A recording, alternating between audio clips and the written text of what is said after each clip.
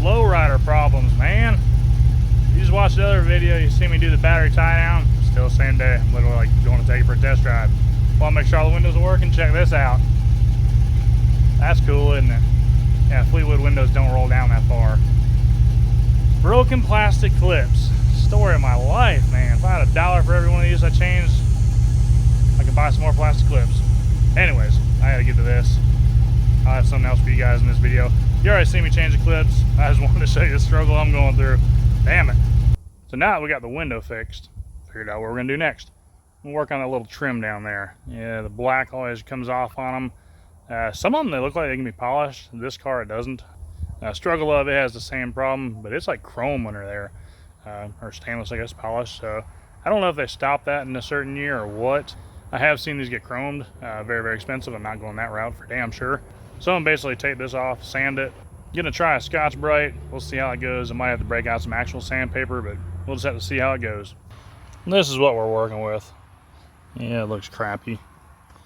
We're gonna try and do away with all that. The stuff around the windows now, when the black comes off of it, that's how it normally, well, that's how it looks now. Yes, that's how it's supposed to look. But this stuff, it does wear off, and it does, you know, actually have polished metal underneath it. So if you know any way of getting that stuff off faster, let me know for sure, because it's ugly. All right, so before we sand it, I'm gonna go ahead and tape all this off. I don't want it to get any worse. It looks like good using polishing. That'll be another day.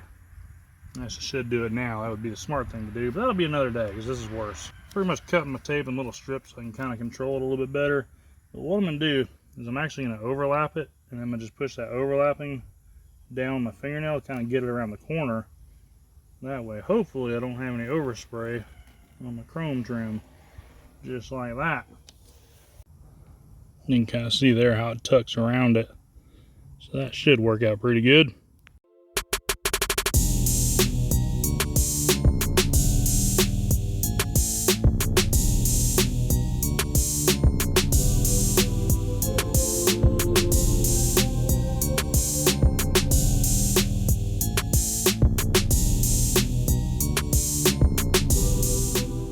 Well, red Scotch-Brite didn't work out too good, so we're gonna have to bust out the real stuff. Now, I am no paint and body man, but for some reason I own all the tools to be a paint and body man. I'm just not any good at it. So I'm gonna wrap me some sandpaper around this. This is a little foam sanding block, mainly supposed to be for wet sanding, I believe. But I think it'll kind of help me out. I can use that edge there and kind of save my fingers a little bit. All right, we're gonna start out with 220. I may have to drop back down to 180, but just want to see where we're starting at. I don't want to put too many scratches in this thing and have to go back and get all the scratches out. I'm just trying to knock all this stuff down and make it flush. So we'll see what it does.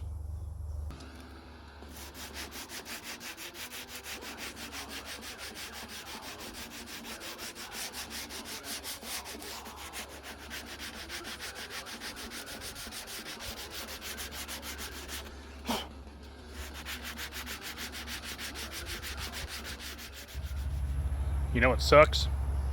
Besides filming by the road?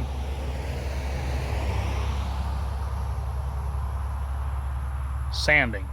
Sanding sucks. But we got it looking pretty good. The ends are a nightmare. The stuff that is stuck, it is really stuck. I got it feathered out pretty good. I hope that's going to be good enough. We're about to find out. Back at this end, same thing. It's tough getting in there. I had to put multiple layers of tape on there, kind of help from breaking through. So I'm gonna take all this off, blow it off, probably wipe it down with some reducer, I guess, and tape it all back up and maybe spray some primer on it. See where we go from there. I did 220 it all. Probably could have dropped down to 180. I just didn't want to get all the scratch marks in it. So we're gonna leave it here and start getting some primer on it. So we got everything wiped down, taped up, about to blow it off with air again. See if I can find a tack rag, run it down there, get any little bits of dust off, and we're about to spray some primer on it. Got it all cleaned up, got it sprayed down. Of course, can't find my tack rags. Did I use them all? Maybe. Did I misplace them? Probably. Anyways, we're gonna get on it. Losing daylight. Let's get to it. Now, I'm using some self-etching primer because it's pretty much bare metal. That's supposedly what self-etching primer is made for. Let's find out.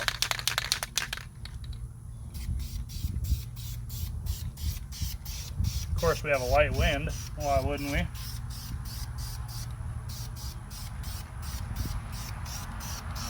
So we're about 3 coats in. Forgot to film one of them. And I'm not the happiest in the world with it. It'll look all right when it's done, but right there, fatal flaw. And at the end, same thing. Might be a little bit too picky on that, but I don't know it's there and it's gonna bug me. But am I gonna sand it all down and do this all over again? Probably not. Probably just gonna let it ride. Don't really have time to mess with it. We'll see how it looks when it gets done. So I've let the primer set up, probably half hour, 45 minutes or so. Gonna go ahead and sand it with a gray Scotch Brite. Might do better, might do worse. Just kind of knock it down. Try and get it as smooth as I can. Really, in all honesty, kind of already messed up. Not really happy with it. But we're gonna see if we can make the best out of a bad situation.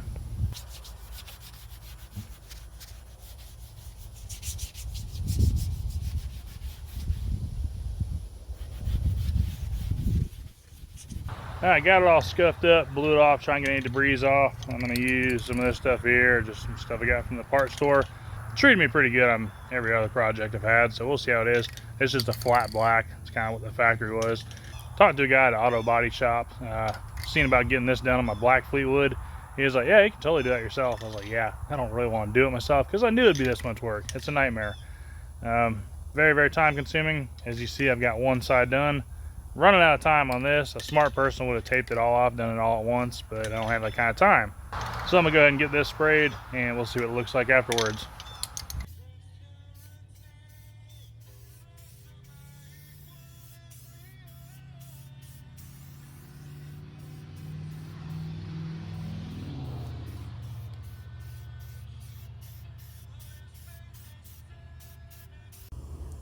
Well, it's probably been about an hour since I sprayed it. So far, I'm pretty unhappy. It's a lot shinier than what I want it to be. Looking at the can, it does say satin black instead of flat black. Looking at the cap, it was pretty flat black. So maybe once it dries overnight, it'll flatten out a little bit more.